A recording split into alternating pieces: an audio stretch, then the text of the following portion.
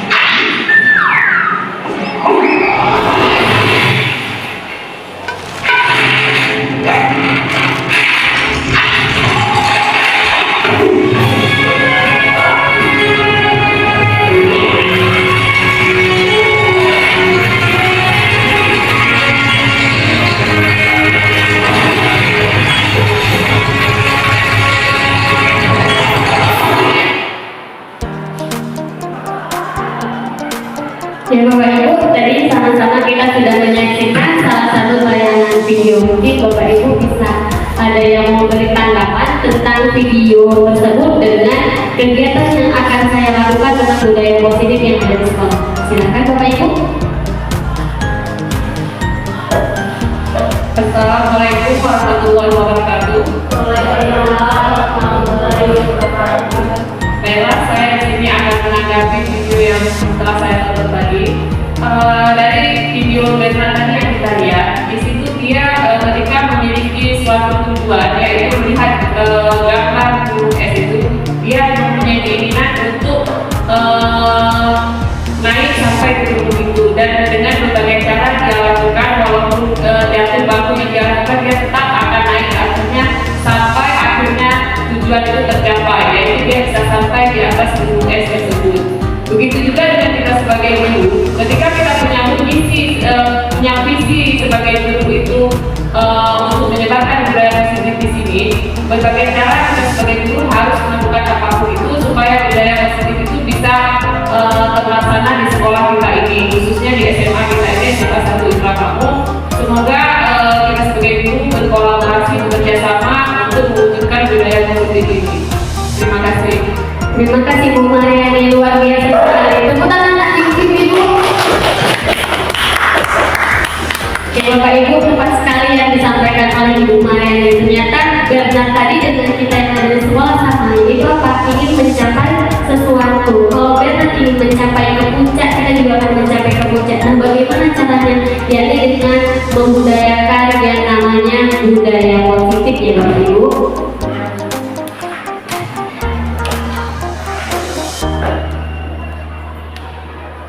Nah Bapak Ibu, kita lanjut ke slide selanjutnya pada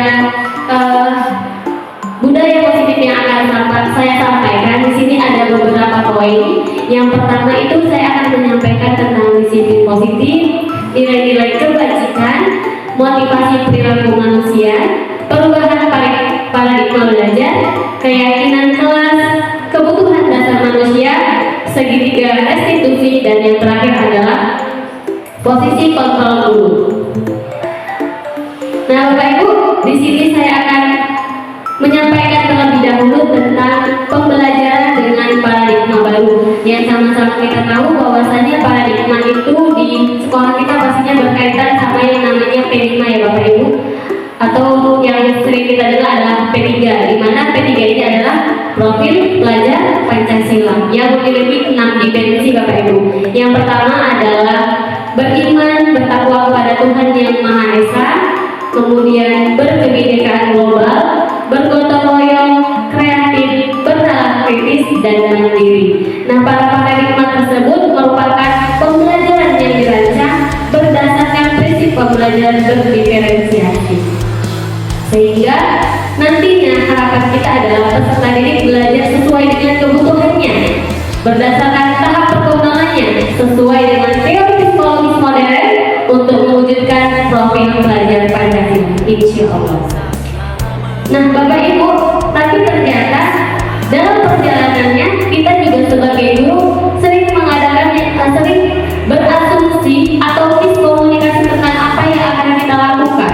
Nah, apa-apa saja itu di sini saya paparkan. Yang pertama, ilusi guru mengontrol murid, bahwasanya kita yang berkehendak atas murid tidak memiliki kebebasan untuk memilih apa yang dia mau.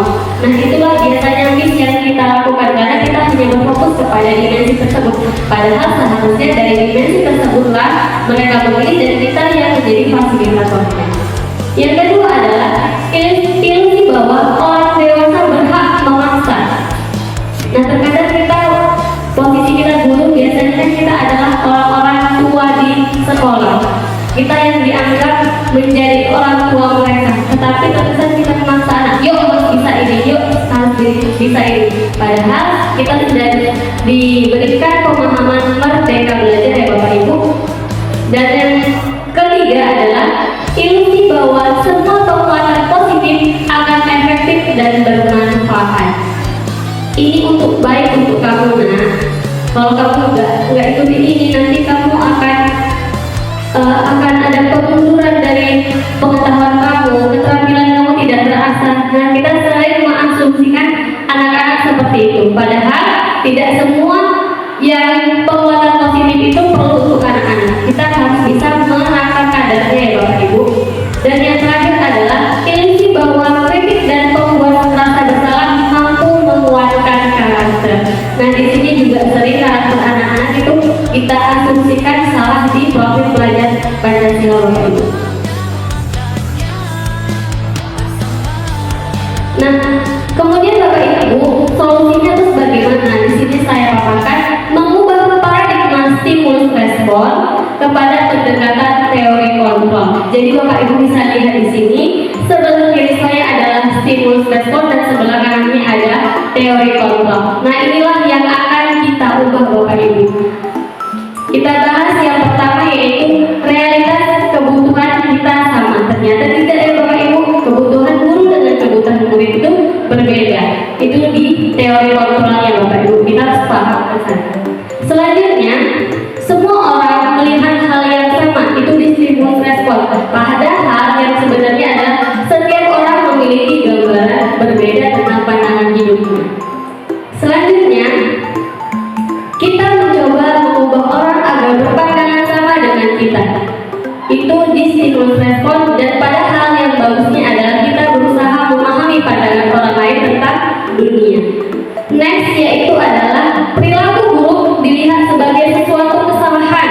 Padahal semua perilaku memiliki tujuan. Gak mungkin mereka melakukan sesuatu itu tanpa ada tujuannya. Pasti sudah dipikirkan dari awal baik buruknya.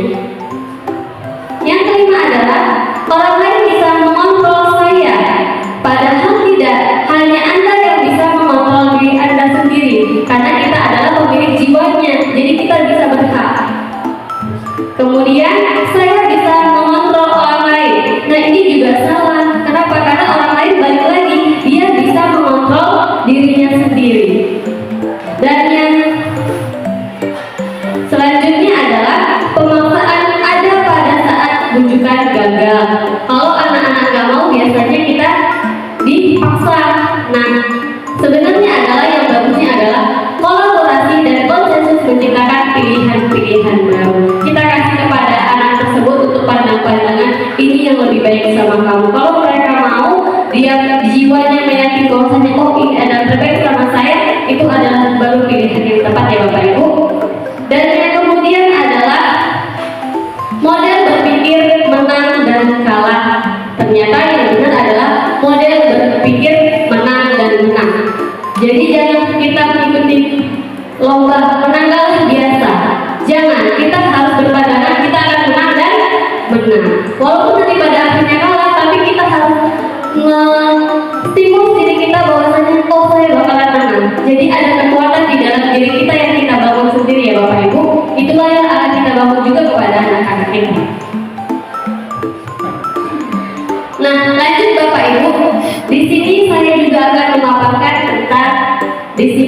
positif. Kita bahas dari tadi disiplin positif, kita harus tahu dulu disiplin itu apa. Disiplin berasal dari kata disiplina yang artinya belajar. Disiplin mengacu pada disiplin diri yang memiliki tanggung jawab terhadap apa yang dilakukan berdasarkan data yang diyakini. Nah, disiplin juga merupakan salah satu cara penerapan disiplin yang bertujuan untuk mengubah kesadaran serta memberdayakan peserta didik tanpa imbalan, penghargaan atau reward atau ancaman bahkan hukuman. Atau dengan kata lain, sebagai pendidik, tujuan kita adalah menciptakan peserta didik yang memiliki disiplin diri hingga mereka berperilaku mengacu pada nilai-nilai kebajikan universal dan memiliki motivasi intrinsik pada perubahan perilaku ke arah yang jauh lebih baik lagi. Jadi disiplin ini adalah kontrol diri ya Bapak Ibu ya, mengarah tapi kepada hal yang positif.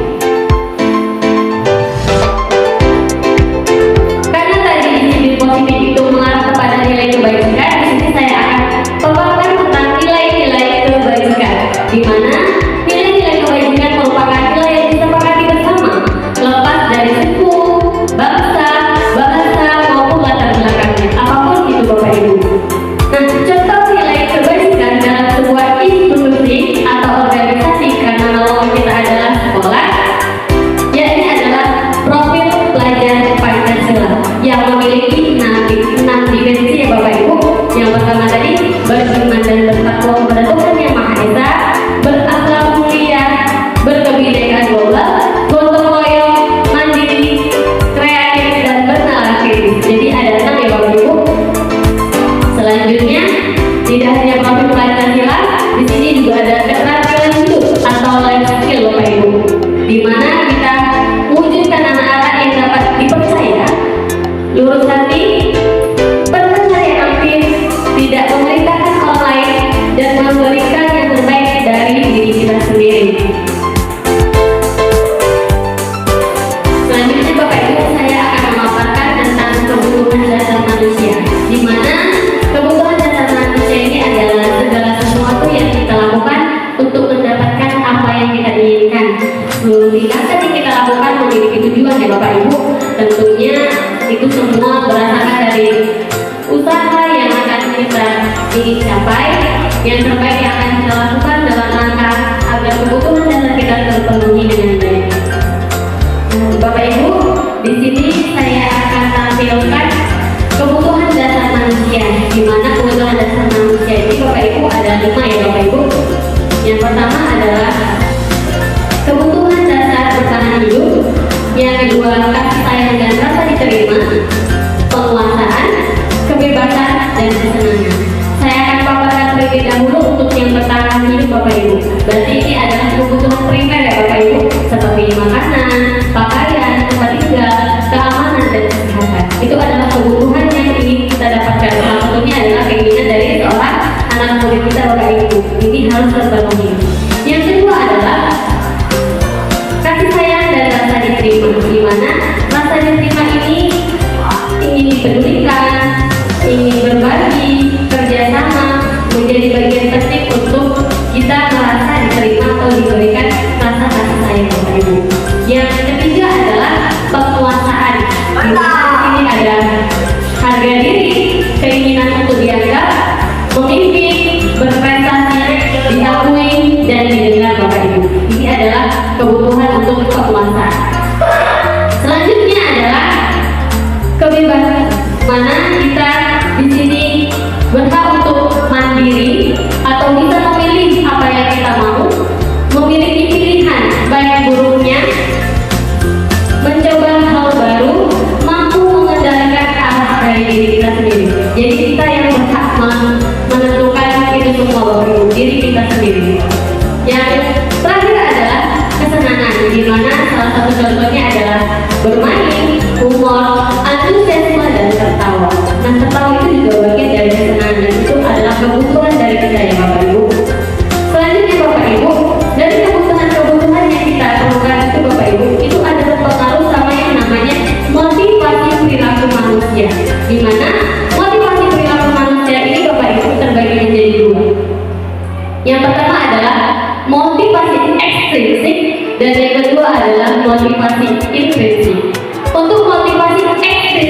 Bapak Ibu, itu untuk menghindari ketidaknyamanan atau hukuman atau untuk mendapatkan imbalan penghargaan dari orang lain. Karena itu bersifat di luar dari diri kita sendiri Bapak Ibu. Makanya di sini adanya imbalan dari orang lain, bukan diri kita pribadi. Selanjutnya adalah motivasi intrinsik. Berarti ini ada di dalam diri kita Bapak Ibu, yaitu seperti menjadi orang yang kita inginkan dan menghargai diri sendiri dengan nilai-nilai yang kita percaya Bapak Ibu. Nah setelah itu Bapak Ibu, disiplin positif ini Bapak Ibu yang kita ajarkan kepada anak-anak biasanya itu adalah hukuman, konsekuensi. Padahal Bapak Ibu ada satu lagi yang akan kita laksanakan, dan cara ini adalah cara terbaik, yaitu adalah restitusi. Nah kita akan membagikan ketiganya Bapak Ibu. Untuk hukuman sendiri biasanya itu tidak terencana Bapak Ibu, spontan. Yang kedua adalah murid tidak tahu apa yang akan terjadi dan tidak dilibatkan. Kemudian bersifat satu arah berupa hukuman fisik atau psikis. Nah ini biasanya dilakukan, kontrolnya itu adalah diri kita sendiri tanpa melibatkan orang lain. Contoh misalnya seorang anak telat, kemudian kita secara langsung atau spontan bilang kamu keluar. Nah itu adalah contoh dari hukuman Bapak Ibu. Selanjutnya adalah konsekuensi Bapak Ibu, di mana konsekuensi ini Bapak Ibu terencana, sudah disepakati sesuai peraturan. Murid tetap buat, tetapi secara tidak nyaman dia melanggarnya Bapak Ibu. Itu adalah konsekuensinya. Misalnya kita sudah buat kesepakatan sama murid, tetapi murid karena dia mendapatkan konsekuensi dari perbuatan yang salah tadi. Itulah perbedaan antara hukuman dengan konsekuensi. Berbeda dengan restitusi, di mana restitusi ini adalah proses menciptakan kondisi bagi murid untuk memperbaiki kesalahan atau proses kolaboratif yang mengajarkan murid untuk mencari solusinya sendiri. Misalnya seorang murid dia terlambat bangun dan terlambat hadir di sekolah. Kenapa? Mungkin dia tahu alasannya, karena dia mungkin tidur terlalu malam, jadi paginya agak kesiangan. Nah kita minta atau kita arahkan dia, kita dorong dia untuk mencari jawaban dari solusinya. Dengan cara apa? Mungkin bisa dengan mencari dengan mempersiapkan bahan-bahan yang akan dia bawa ke sekolah dan tidurnya tidak larut malam lagi Bapak Ibu. Nah itu adalah contoh dari restitusi. Selanjutnya Bapak Ibu, di sini akan saya paparkan tentang 5 posisi kontrol guru untuk menyebarkan tentang disiplin positif. Yang pertama yaitu adalah penghukum, kedua teman, ketiga pembuat merasa bersalah, yang keempat pemantau, dan yang kelima adalah manajer. Inilah adalah contoh-contoh dari penerapan 5 posisi kontrol guru Bapak Ibu. Posisinya adalah di mana kasusnya siswa tidak memakai atribut lengkap saat upacara bendera. Nah posisi kita guru ini terbagi jadi 5 Bapak Ibu. Kalau kita temannya anak murid, posisi kita itu adalah temannya anak murid, kita mungkin akan berkata, ayo dong ikuti aturan sekolah, tolong bantu bapak ya, tolong bantu ibu ya, kali ini tidak apa, jangan sampai terulang lagi. Itu adalah kita sebagai teman. Kalau kita sebagai penghukum menangani kasus anak tersebut, mungkin kita akan langsung hormat kamu bendera selama 1 jam. Sudah selesai. Kenapa? Karena dia hanya memberikan yang namanya hukuman saja. Makanya disebut sebagai penghukum. Yang ketiga adalah pembuat merasa bersalah, di mana beberapa kali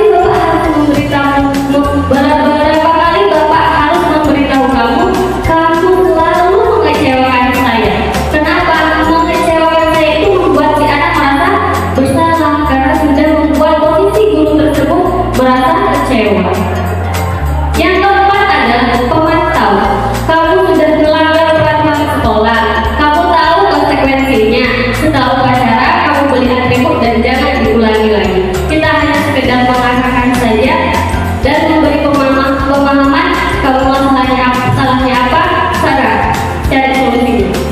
Bapak Ibu. Berbeda dengan manajer, di mana apakah kamu tahu kesalahanmu? Kita cek dulu. Tahu nggak dia salahnya? Nanti jangan tiba-tiba kita kasih hukuman anak tahu salahnya apa. Kemudian kira-kira bagaimana kamu memperbaiki kesalahanmu? Nah, udah tahu salahnya apa, si anak tahu bagaimana cara memperbaiki kesalahannya dan mencari solusi yang ingin dia capai. Begitu Bapak Ibu. Nah, di sini Bapak Ibu, dari penjelasan saya sekian panjang tadi, di sini ada beberapa pertanyaan untuk menguji pemahaman Bapak Ibu mengenai tentang posisi 5 kontrol Bapak Ibu. Di sini ada posisi kontrol apa ya? Dengan kata saya kecewa sekali dengan kamu. Mungkin Bapak Ibu ada yang ingin memberikan tanggapan?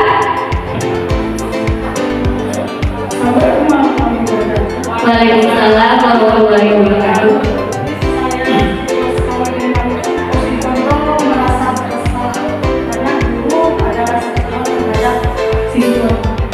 Iya, setuju Bapak Ibu? Setuju. Ya Bapak Ibu, di sini adalah posisi kontrol merasa bersalah karena di sini ada kata kecewa gitu kan. Mungkin yang kedua, selanjutnya.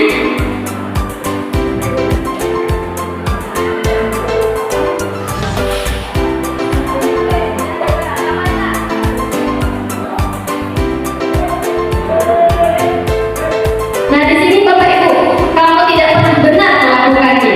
Kira-kira ini sebagai apa Bapak Ibu?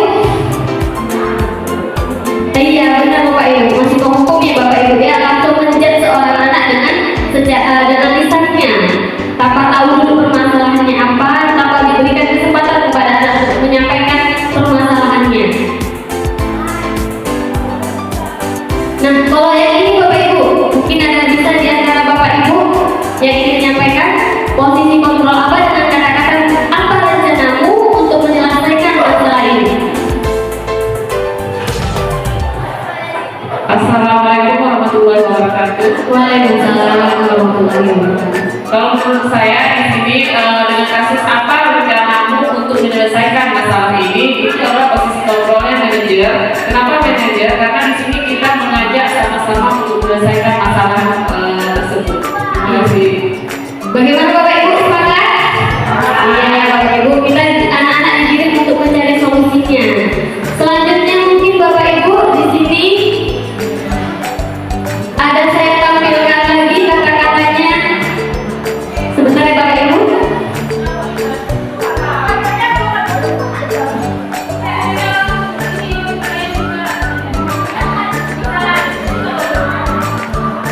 Ayolah, lakukan demi Bapak ya. Ayolah, lakukan demi Ibu ya. Nah, kira-kira ini posisi kontrolnya sebagai apa?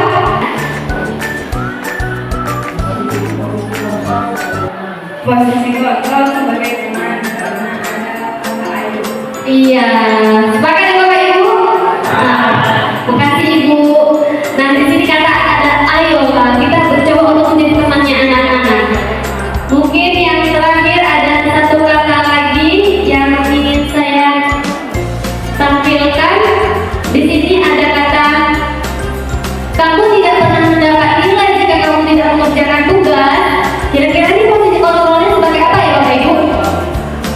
Terakhir ini posisinya. Iya, posisi kontrol untuk sebagai pemantau ya Bapak Ibu. Alhamdulillah kalau begini berarti Bapak Ibu semuanya sudah mengerti. Dan alhamdulillahnya semoga sisi positifnya ini juga bisa dijalankan di dalam kehidupan sehari-hari dalam menangani kasus anak ya Bapak Ibu. Nah, kemudian Bapak Ibu bagaimana solusinya? Nah, mungkin kita bisa membuat yang namanya keyakinan kelas Bapak Ibu. Keyakinan kelas ini apa? Kenapa tidak peraturan kelas Bapak Ibu? Mungkin ini adalah bahasa baru yang mungkin kita baru dengar, keyakinan kelas atau peraturan kelas. Nah, gini Bapak Ibu, kalau keyakinan kelas itu dibuat bersama-sama dengan anak, sedangkan peraturan kelas itu sudah dibuat sendiri, misalnya hadir tepat waktu, apakah atribut lengkap, itu untuk peraturan kelas. Berbeda dengan keyakinan kelas dari kita untuk kita. Apa yang sudah kita buat, itulah yang akan kita yakini dan itulah yang akan kita kerjakan Bapak Ibu. Begitu ya Bapak Bapak Ibu, makanya kita lebih memilih untuk melakukan yang namanya keyakinan kelas. Dalam pembentukan keyakinan kelas Bapak Ibu, di sini memang bersifatnya abstrak, berupa pertanyaan universal, dibuat dengan kalimat positif, sedikit saja agar mudah diingat, sesuai dengan kondisi kelas dan sekolah sehingga mudah diterapkan, dan yang terakhir adalah melibatkan semua warga sekolah. Misal Bapak Ibu, di sini kita masuk dalam satu kelas, sedikit aja apa keyakinan kelas yang mau kita capai, minimal 5 aja misalnya hadir tepat waktu, kemudian dengan menggunakan kata-kata yang positif. Contohnya, jangan buang sampah sembarangan. Itu bisa diganti redaksinya Bapak Ibu. Buanglah sampah pada tempatnya. Jangan buang sampah sembarangan. Itu karena ada kata jangan. Itu kan negatif Bapak Ibu. Kita alihkan ke kalimat yang positif ya Bapak Ibu. Oke, perhatikan di papan tulis di sini udah Ibu buat tulisannya keyakinan kelas. Di sampingnya udah Ibu buat berarti bulan. Nah, fungsinya kalian tadi udah dapat kertas warna-warni. Ada yang oranye, ada yang hijau. Fungsinya itu sama, untuk membuat keyakinan kelas. Oke. Keyakinan kelas itu apa? Kan kalian mungkin bingung. Keyakinan kelas itu apa ya? Ya kan? Kalian tahu peraturan kelas? Tahu. Peraturan kelas itu adalah tata tertib yang ada di kelas.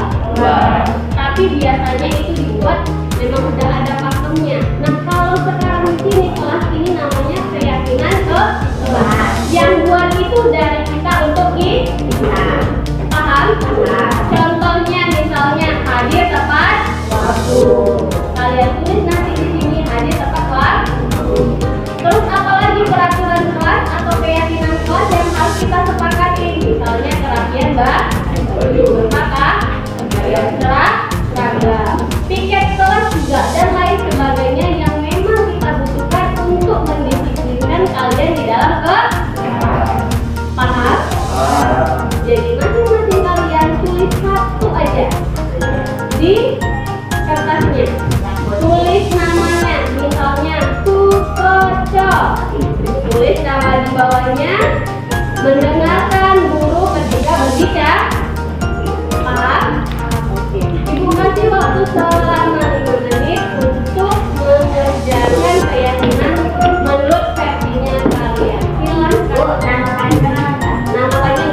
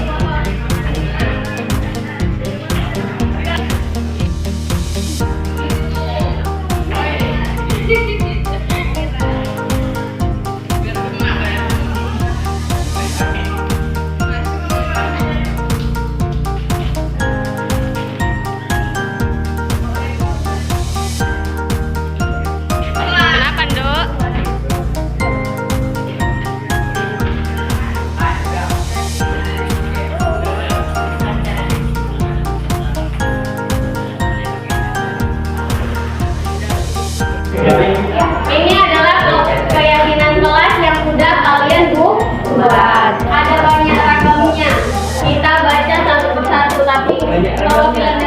ada yang belum?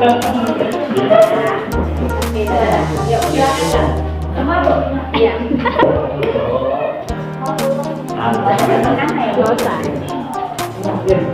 Jangan suka teriak-teriak di kelas, apalagi yang perempuan saat guru ada di dalam kelas. Jangan suka teriak-teriak di kelas, apalagi yang perempuan ada di dalam kelas. Karena dia bisa tidak nyaman dan lainnya juga jangan sudah tiket kelas dan selesai dengan sebelum guru tidak mengatakan mendengarkan dan menghargai guru saat membuat waktu. Tidak itu saat menjelaskan itu di kelas. Harus suka menanggung. Lambat.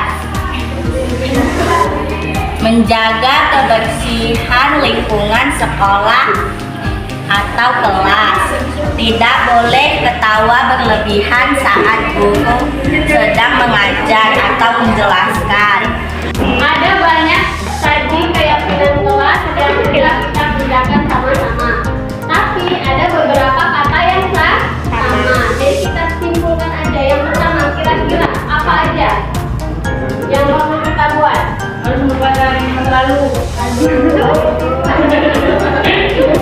Jangan suka teriak saat guru menjelaskan. Oh, teriak-teriak tadi berbicara penting ya. Berarti kita buat di sini kondusifkan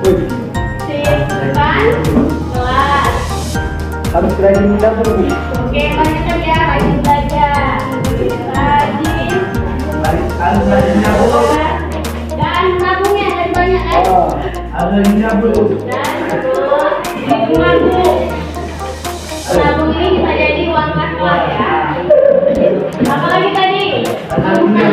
Kerja boleh praktek. Tiga.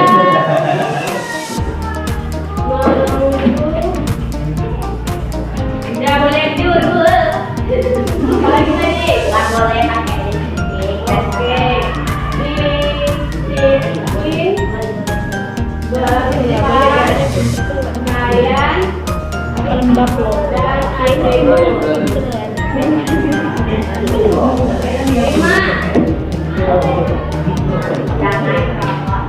Oke. Sama kebersihan.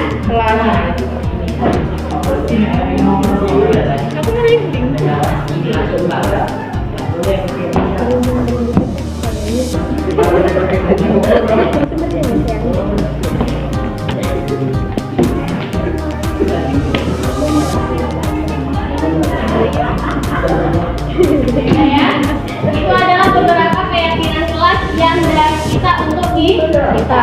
Jadi kalau kita sudah buat, harus kita jalan. Jangan lagi dilanggar.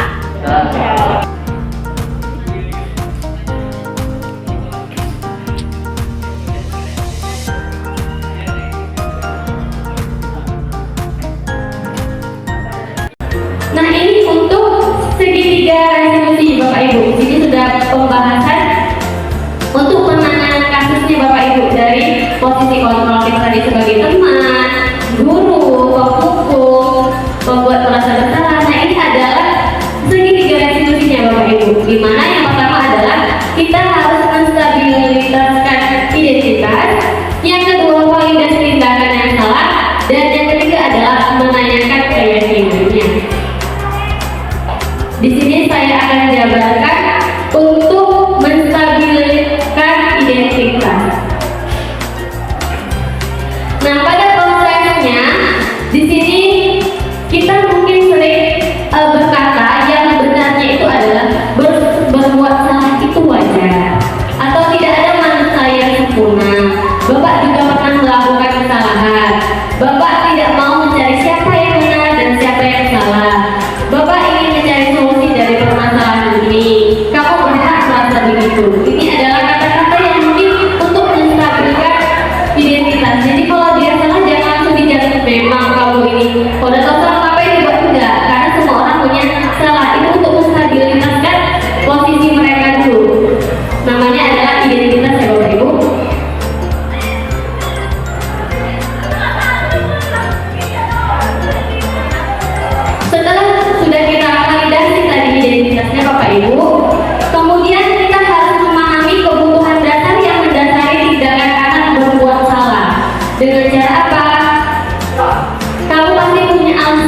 lakukan ini. Padahal kamu bisa melakukan tindakan yang lebih buruk atau lebih baik dari ini. Kamu patut bangga karena telah melindungi satu hal yang penting, atau dengan kata kamu melakukannya karena kamu mempertahankan satu hal yang penting bagi kamu. Itu adalah salah satu contoh konten yang Bapak Ibu. Dan yang terakhir adalah segitiga restitusi, di mana di sini Bapak Ibu kita menanyakan keyakinan anak. Berdasarkan prinsip teori kontrol bahwa pada dasarnya kita termotivasi secara intrinsik, dan hal ini adalah contoh dari kata-kata yang mungkin kita bangun di dalam diri anak. Apa keyakinan kita? Kan kita sudah buat nih kan Bapak Ibu di kelas. Nah, kita tanya apa keyakinan kelasnya yang sudah dilakukan, nilai-nilai apa yang sudah disepakati, seperti apa gambaran sebuah kelas yang ideal menurut kamu, atau kamu ingin menjadi seorang yang seperti apa, gitu Bapak Ibu. Jadi ketika nanti anak-anak datang ada masalah, kita untuk dudukkan dulu, dia tahu nggak masalahnya apa. Setelah dia sudah tahu masalahnya apa, tanya penyebabnya. Mereka tahu nggak kenapa dia melakukan seperti itu? Karena pasti mereka juga punya alasan Bapak Ibu. Setelah udah kita giring seperti itu, masuk kepada pertanyaan validitas kesalahan. Kalau dia sudah sadar salahnya, kita giring mereka untuk mencari solusinya. Begitu Bapak Ibu untuk segitiga restitusi yang tadi saya bawakan. Assalamualaikum. Salam. Duduk Pak. Tegar udah sarapan? Sehat berarti ya? Alhamdulillah. Kira-kira tahu nggak kenapa ibu panggil kemari? Buat masalah Buat masalah. Masalah apa? yang jadi di kelas. Setiap orang pasti punya masalah ya, karena kamu pernah buat masalah, ibu juga pernah buat masalah. Tapi yang namanya masalah kan ada sebabnya. Kalau bisa abang dulu tidur di kelas. Tidur harus malam. Tidur larut malam. Ngapain aja tidur larut malam? Harus tidur. Terus? Mana tidur? Kalau udah tahu masalahnya, kayak gimana merasa pakai nomor lain? Sipil waktu. Sipil waktu. Jadi bagaimana cara abang memperbaikinya?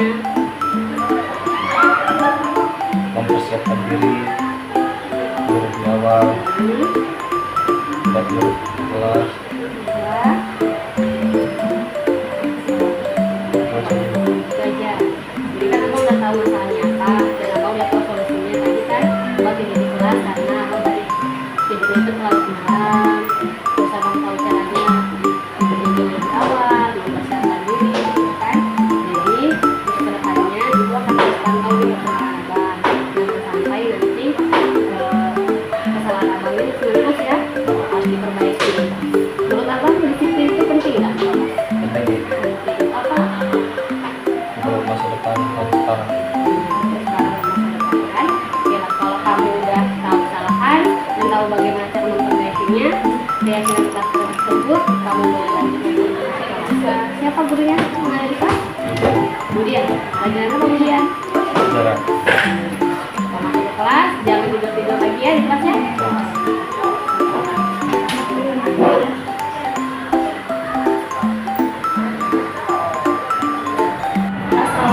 Waalaikumsalam. Duduk Kak.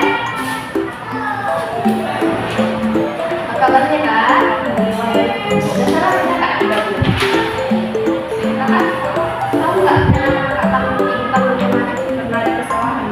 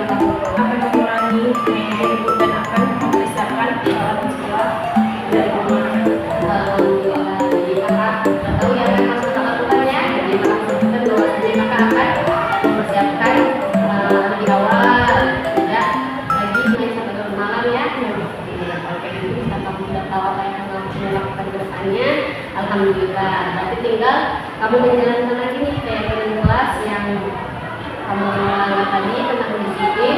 Ibu percaya kakak bisa melakukannya ini dengan baik dan kedepannya akan menjadi anak yang lebih baik. Ya, terima kasih ya. Boleh masuk.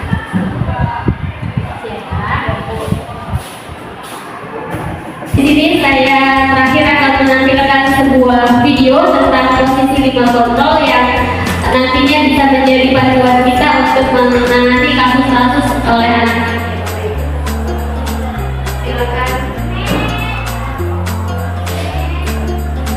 Silakan disimak ya Bapak Ibu.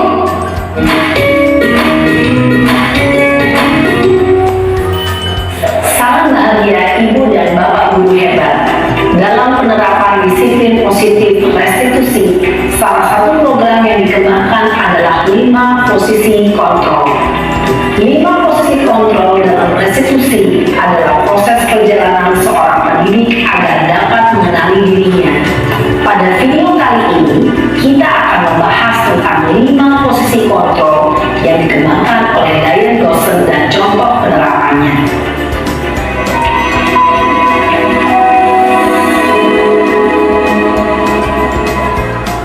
5 posisi kontrol itu adalah 1.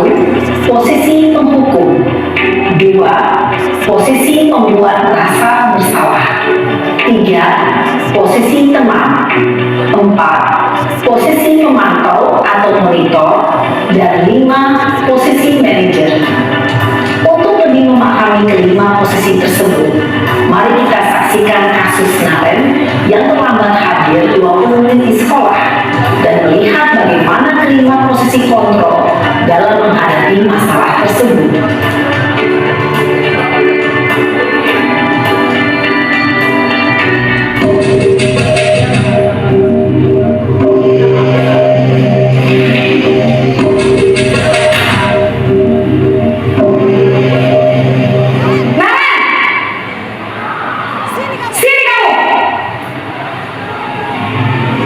Selamat pagi Bu. Selalu terlambat. Kamu deh, pasti terlambat. Maaf Bu, saya Apa coba? Alasan kamu apa lagi? Kapan sih kamu tidak terlambat? Malas sekali ya kamu jadi anak. saya Dasar pemalas. Gak kapok-kapok sih kamu. Sudah berapa kali terlambat? Sana, kamu keliling lapangan basket 2 kali. kenapa saya harus keliling lapangan basket Bu? Kenapa? Kamu mau ibu? Berani-beraninya jawab. Sudah terlambat, masih berani jawab pula. Sekarang, keliling lapangan basket 5 kali sekalian. Biar kapok. Cepat. Pergi sana ke lapangan basket. Posisi penghukum biasanya berbicara dengan nada tinggi, menghardik, menunjuk-nunjuk, menyakiti, dan menyindir. Hukuman bisa berupa fisik maupun psikis. Ibu dan Bapak Guru hebat, dampak yang terjadi pada murid ketika guru berada pada posisi penghukum adalah murid cenderung akan memberontak, bahkan menyimpan dendam.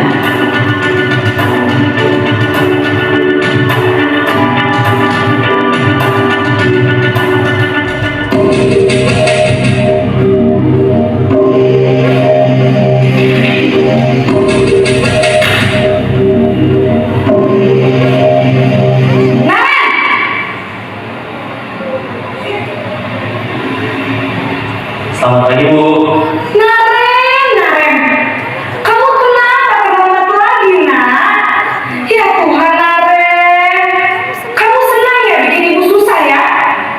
Kalau kamu terlambat lagi, nanti ibu yang ditegur bapak kepala sekolah, nak.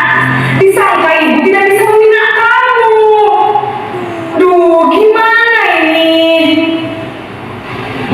Maaf Bu. Duh, Gusti Naren, kamu suka ya kalau ibu ditegur bapak kepala sekolah? Terus, sekarang ibu harus tulis apa ini di buku absen? Ini kamu sudah sering terlambat loh. Ibu harus apa coba? Maaf Bu. Maaf sekali. Ya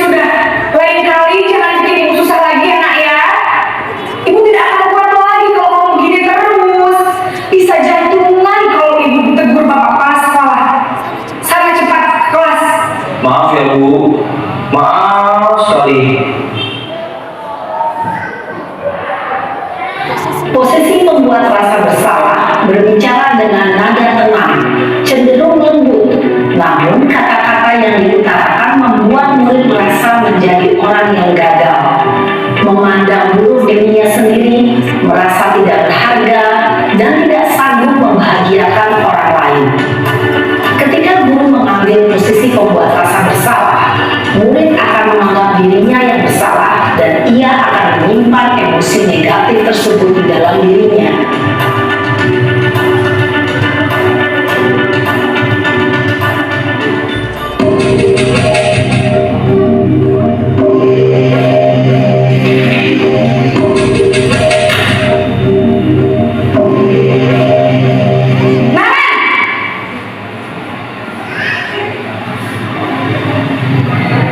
Selamat pagi, Bu. Wah, sudah jam berapa ini, Nak? Terlambat lagi ya, sayang. Iya, Bu. Habis ibu saya lupa membangunkan saya, Bu. Kamu malah menyalahkan ibu kamu. Kamu bukannya anak yang larinya paling kencang. Kok terlambat sih? Iya, Bu. Saya memang terlambat bangun tadi. Jadi, biarpun saya lari kencang, tetap gak kekejar, Bu.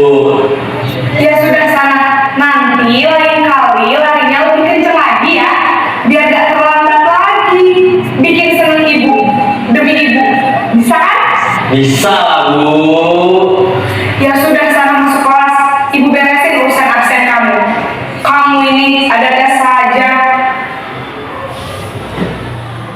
Dalam posisi teman, guru berbicara dengan nada suara ramah, akrab, cenderung bersenda gurau untuk menjaga suasana tetap santai.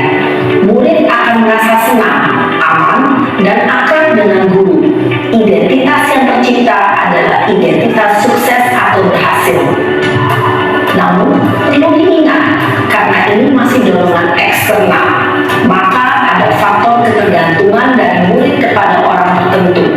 Di sini, guru absennya, sehingga di lain waktu, murid bisa berperilaku baik, namun hanya kepada orang-orang tertentu saja.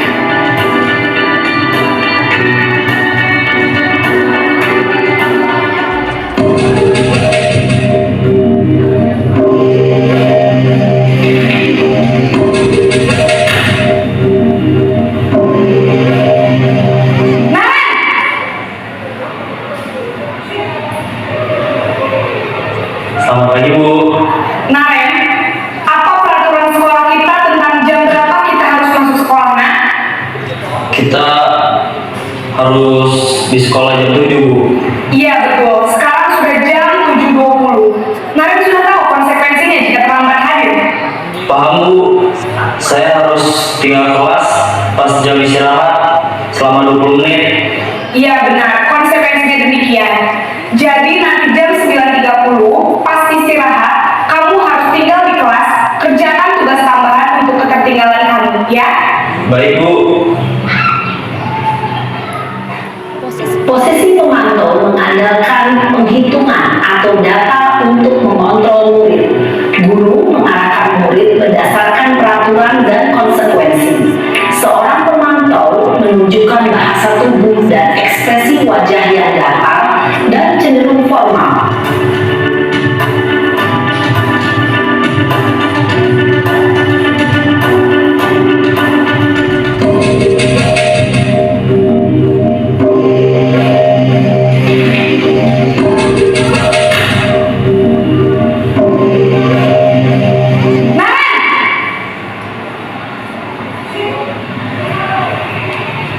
Selamat pagi, Bu. Selamat pagi, Naren. Maaf, Bu. Saya terlambat. Iya, sekolah masuknya jam 7, sekarang sudah jam 7.20. Jadi sekarang bagaimana ini, Naren? Maaf, Bu. Saya lupa alarm saya semalam. Baiklah, menurut kamu, keyakinan sekolah yang mana yang perlu kamu tingkatkan? Menghargai diri sendiri dan orang lain mungkin, ya, Bu. Setuju. Jadi, apakah Naren meyakini prinsip saling menghormati tersebut? Iya, Bu. Saya meyakininya.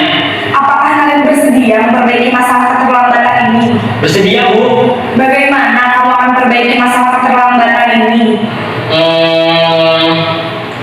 Saya akan coba untuk tidak lupa menyetel alarm saya, Bu. Baik, kalau kalian lupa menyetel alarm di rumah, ada orang yang kira-kira bisa bantu mengingatkan tidak? Ada, Bu. Kata saya, Kak Emma. Ada lagi selain Kak Emma? Selain Kak Emma, ada ibu saya. Baik, jadi yang mengingatkan Naren adalah Kak Emma dan ibu kamu ya? Kira-kira akan mulai start alarm kapan nih Naren? Setelah pulang sekolah, akan segera saya lakukan. Baik, jadi Naren akan setel alarm untuk bangun besok pagi dan akan diingatkan oleh kakak dan ibunda Naren ya. Ada lagi yang mungkin perlu dilakukan Naren agar tidak terlambat bangun lagi.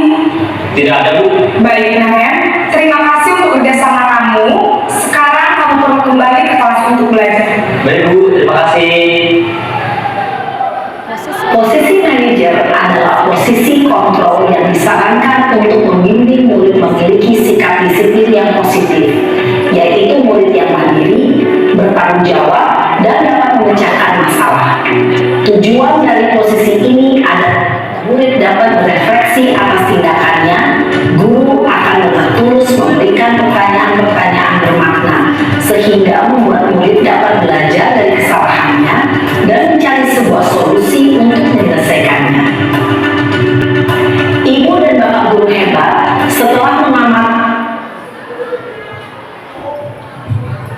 Baik Bapak Ibu, itu adalah gambaran dari beberapa 5 posisi kontrol yang bisa kita terapkan kepada anak murid ya Bapak Ibu. Jadi kita bisa memilih atau memilah mana yang bisa kita terapkan di sekolah kita untuk budaya positif yang akan kita laksanakan tentunya di SMA Negeri 1 Indra. Bapak Ibu, demikianlah kita sudah sampai di penghujung dari presentasi dari saya.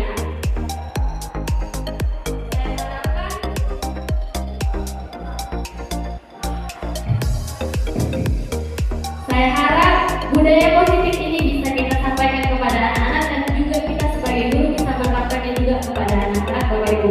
Tujuan kita apa? Untuk menciptakan yang namanya suasana sekolah yang berbudaya positif agar visi-misi kita bisa tercapai dengan baik, anak-anak juga senang untuk datang ke sekolah. Demikian Bapak Ibu dari saya. Billahi taufiq wal hidayah. Wassalamualaikum warahmatullahi wabarakatuh.